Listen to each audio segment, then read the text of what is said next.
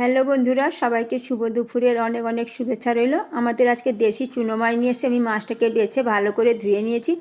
এই মাছের আজকে কাঁচা টমেটো আলু দিয়ে তরকারি করবো। আমি এখানটা কেটে নিয়েছি কাঁচা টমেটো আলু, সঙ্গে একটা পেঁয়াজ কুচিয়ে নিয়েছি আর নিয়েছি কাঁচা লঙ্কা। এখন মাছটায় লবণ হলুদটা মাখিয়ে নেব। মাছের মধ্যে ভালো করে লবণ হলুদ মাখিয়ে নিয়েছি। এখন আমি রান্নাটা করব। তেল গরম হয়ে গেছে, মাছগুলো আগে ভেজে নেব। তেলটা কিন্তু ভালো করে গরম করে মাছগুলো দিতে হবে।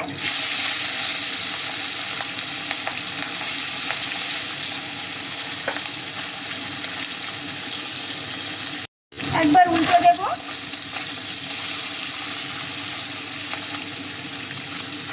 এই মাছগুলো ভাজা হয়ে গেছে, এখন আমি তুলে নেব।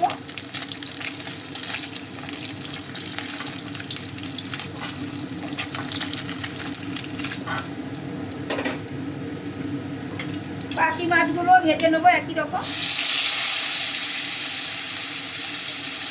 সব মাছগুলো আমার ভাজা হয়ে গেছে। এখন আমি এই তেলের মধ্যে আলুগুলোকে আগে একটু ভেজে তুলে নেব।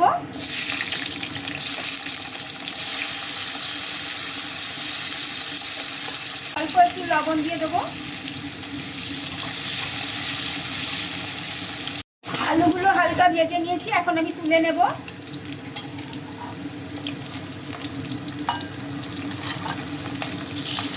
এই তেলের মধ্যে 5 ফোড়ন দেব,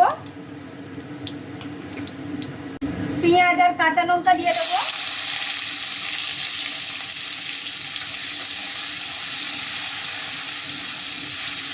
পেঁয়াজটা হালকা করে ভেজে নিয়েছি, এখন কাঁচা টমেটোগুলো দিয়ে দেবো।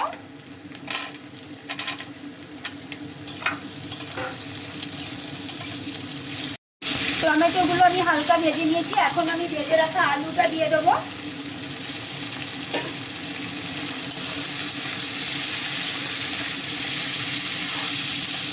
অল্প করে সরষে, জিরে আর একটা শুকনো লঙ্কা একসাথে বেটেছি, ওইটা দিয়ে দেবো। এটা কিন্তু একটু ঝাল ঝাল হলে খেতে ভালো লাগে, তো আমার বর তো ঝাল কম খায়, তাই আমি লঙ্কাটা একটাই দিলাম। কাঁচা লঙ্কা ওই জন্য দিয়েছি গোটা গোটা। বাটিটা ধুয়ে একটু জল দিয়ে দেবো। এখন ভেজে রাখা চুনো মাছগুলো দিয়ে দেবো।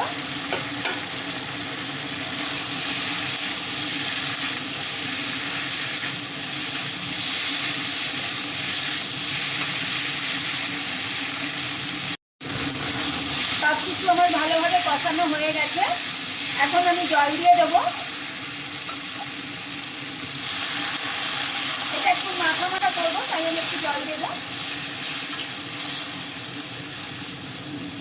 ঢাকা দিয়ে দেবো। এখন আমি ঢাকাটা খুলে দেবো, দেখে নেবো আলু সেদ্ধ হয়েছে কিনা। আলু কিন্তু সেদ্ধ হয়ে গেছে। এই দেখুন বন্ধুরা, রান্নাটা আমার পুরো রেডি হয়ে গেছে। এইভাবে কাঁচা টমেটো আর দেশি চুনো মাছ রান্না করলে খেতে কিন্তু দারুণ লাগে। শুধু চুনো মাছ আর কাঁচা টমেটো রান্না করলেও ভালো লাগে, তো আমাদের বাড়ির লোক একটু আলু পছন্দ করে, তাই আমি অল্প করে আলু দিলাম। আমার রান্নাটা কেমন লাগলো কমেন্ট করে জানিও। সবাই ভালো থাকুন, সবাইকে টাটা।